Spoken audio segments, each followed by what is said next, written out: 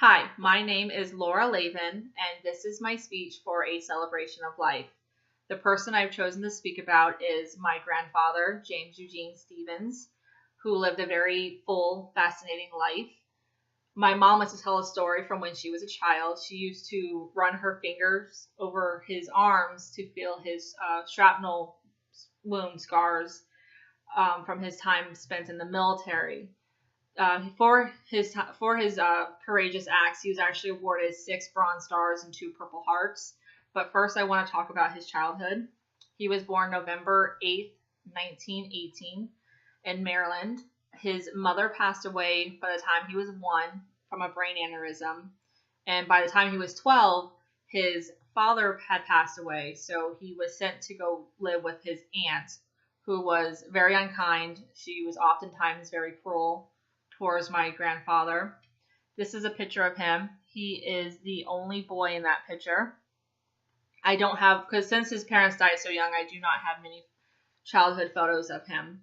So, given his living situation, after the attacks of Pearl Harbor and the United States entered into World War II with the Japanese, my grandfather enlisted into the Army, where he served over in New Guinea fighting against the Japanese.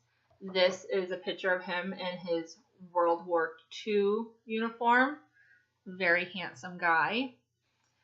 He was honorably discharged from the Army, where he actually re-enlisted into the Air Force, and then he was honorably discharged from the Air Force. Afterwards, a mutual friend, it was actually my grandmother's sister's husband, was friends with my grandfather, and he introduced them together. And they eventually end up marrying. This is a picture of them. He adopted my uncle, which is him, from my grandmother's first marriage. And this lovely lady right here is my mother.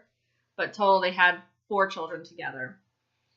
During his time after his military service, he spent time working as an engineer for both NASA, and then eventually he went and worked as an engineer for the Navy, which is where he retired from. And this is actually his this is his retiree badge from the Navy. He actually, in fact, a lot of the stuff that he worked on while he was working for the Navy is actually still classified. He never talked about it, so I don't know exactly what he did as an engineer for the Navy, because they still won't tell you what he did.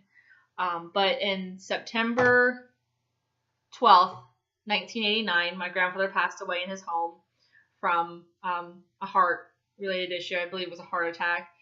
And after he had passed away, my grandmother received in the mail this letter.